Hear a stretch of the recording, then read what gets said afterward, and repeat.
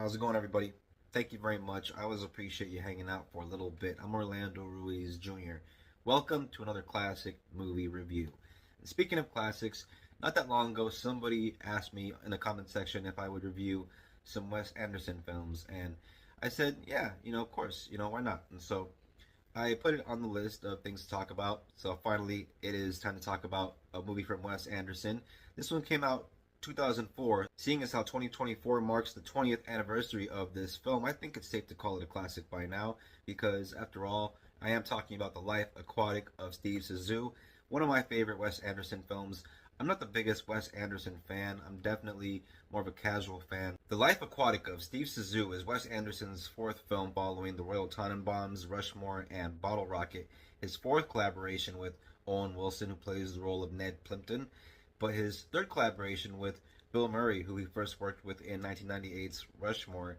In this film, Bill Murray plays the title role of Steve ZISSOU, who is kind of loosely based on the famous Jacques Cousteau, who was an oceanographer, made a lot of documentary films. Co-starring in the film with Bill Murray and Owen Wilson in this comedy drama that has a little bit of adventure as well. You also have Cate Blanchett, Jeff Goldblum, Willem Dafoe, Angelica Houston, Michael Gambon, Noah Taylor, and at the very beginning we meet everybody at a movie premiere for Steve ZISSOU's latest film. In the film, while Bill Murray's character Steve ZISSOU and his friend Esteban are diving in the ocean, it appears his friend has been eaten by what seems to be a jaguar shark. At least that's what Steve ZISSOU says at the time, when his eyes are all red, and that moment where Klaus, played by Willem Dafoe, yells out, "He's got the crazy eyes." There's a close-up of his eyes all like red and stuff because he's been in the water.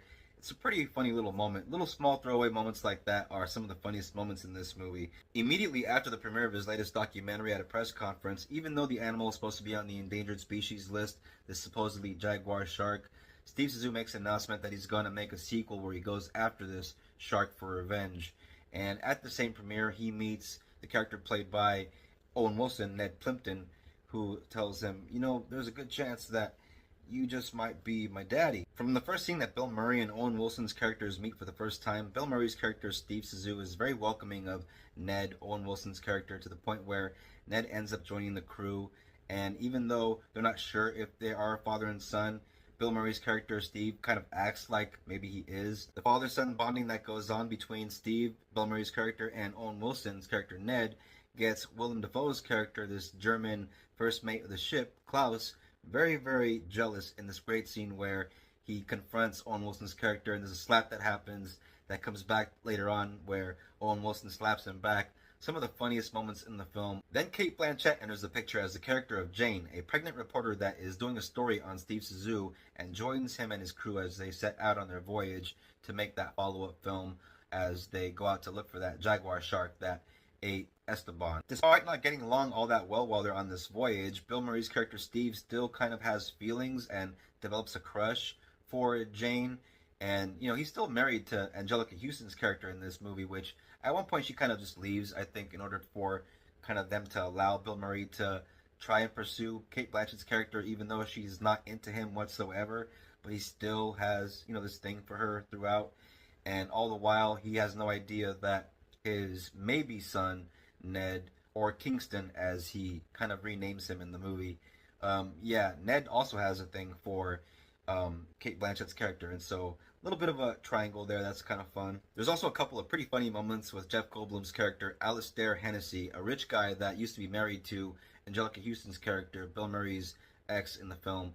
And his character is kind of this guy that Bill Murray's character is rivals with. As a comedy and as a Wes Anderson film, I gotta say, even though it's a Bill Murray movie, this movie is not going to be for everybody. This came out around the time when, Wes Anderson was really coming into his own as a filmmaker, but Bill Murray was also really coming into his own as an artist, and he had just gotten an Oscar nomination for Lost in Translation, so he was really doing other things and trying new things and really doing some beautiful work in movies like this and Broken Flowers. Except for maybe about 2 or 3 scenes in this movie, I wouldn't say it's a laugh out loud kind of comedy. There are some comedic things in the movie, it's subtleties, it's little quirky things, it's little eccentricities, but this isn't like a flat out funny, like Dumb and Dumber-esque kind of comedy, which you should never expect if you're going into a Wes Anderson movie. His movies are very kind of niche, they're shot in a certain way, Everything is kind of symmetrical. You have rooms where somebody will be sitting down on a couch and there'll be like an equal amount of windows on both sides, an equal amount of a door on this side, a door on that side, and a lamp on this side, a lamp on that side, that kind of thing.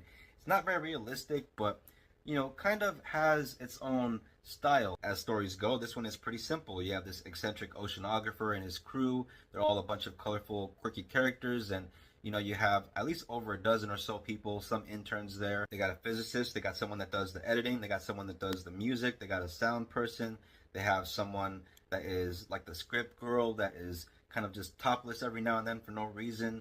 There is a masseuse on their ship, and when you watch the movie and the movie is showing you the ship, you can see every now and then like compartments. It's like almost like a play. You can see everything in one shot every now and then, and the camera just pans from room to room, so you can see somebody walking from one room to the next. They even have in the bottom of the ship these dolphins that they can see in like this clear glass, and they have cameras on the backs of the dolphins, and every now and then they try to use these dolphins for some kind of purpose that doesn't really pan out. I also got to say the music in this movie is on point and perfect for this film.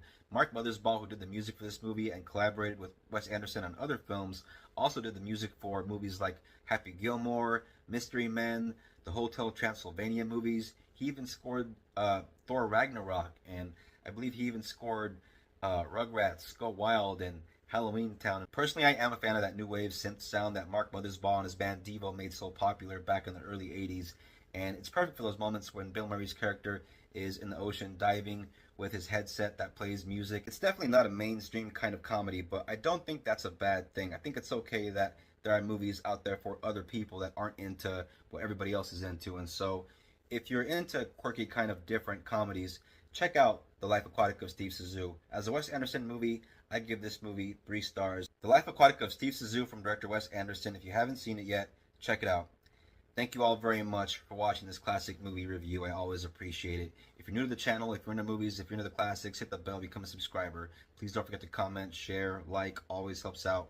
If you're a returning viewer, thank you very much for your views and your support. I always appreciate it. Everybody take care of each other. Look out for the next classic movie review. Till next time, peace out. God bless.